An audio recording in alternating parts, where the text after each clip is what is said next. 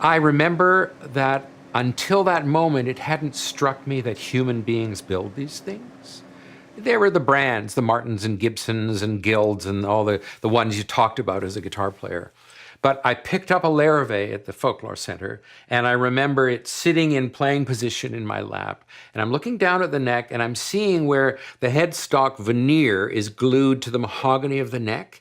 And I'm staring at that joint, and I couldn't see any glue.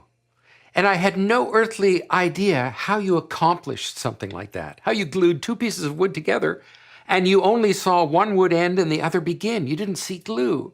And I thought, my God, it's like a miracle. How do you do this? And it just fascinated me. I've never forgotten. I can close my eyes and I'm back there in the Folklore Center. And this would be the summer of 1971.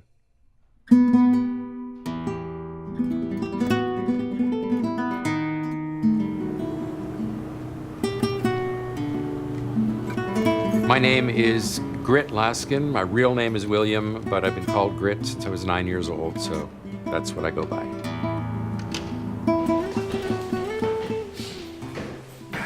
I'm a guitar maker.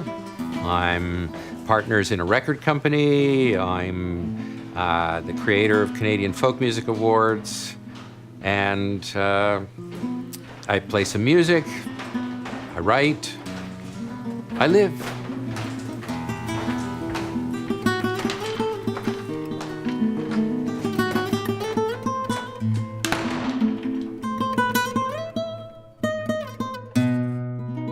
Well, inlay began with John. I mean, everybody who makes guitars learns to cut a piece of mother of pearl or abalone shell, because that's the tradition. It was really when I was on my own, very gradually and slowly, I began pushing myself on what I did in the subject matter.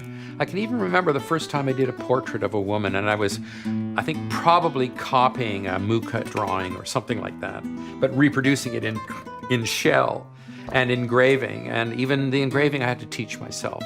So it just came through the years. And somewhere in the 70s, I was flipping through a book on the art of Maxfield Parrish, the early 20th century illustrator. And I was looking at a painting of some humorous characters that he depicted. And all of a sudden, I saw this one clown character looking like he could be walking, even though he wasn't, but I had this image of him walking onto the headstock of the guitar. And I'd never thought of the headstock as the viewfinder of a camera, or some other way that I might have learned if I had ever taken any art training. So it had to hit me a little moment, and I saw it differently.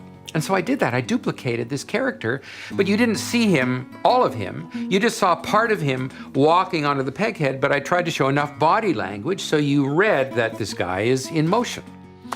And that changed everything for me on how I saw what happened on this little headstock space.